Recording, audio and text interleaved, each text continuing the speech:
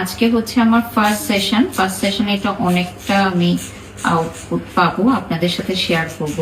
যেহেতু ডেইলি আমাকে শাড়ি পরতে হয়, বিভিন্ন ফটোশুট করতে হয়, সো ডেফিনেটলি এই দাগটা দেখা যাবে। এটা আমি এর আগে কখনো একভাবে চিন্তা করি নাই যে রিমুভ করবো।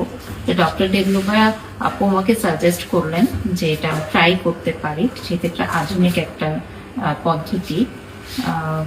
Let's try. মায়েরা প্রশ্ন করেন যে কতদিন পর আসলে ট্রিটমেন্টটা নেওয়া যাবে।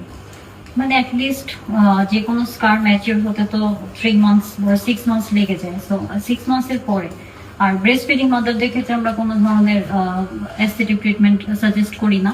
সো বেটার হচ্ছে বাচ্চারা একটু স্টেবল হওয়ার পরে, যখন মনে হবে যে না আপনার স্কারটাও স্টেবল হয়েছে বা স্কারটা ম্যাচিউর হয়েছে, তারপরে হচ্ছে আপনি অ্যাস্থেটিক ট্রিটমেন্টগুলো স্টার্ট করতে পারেন।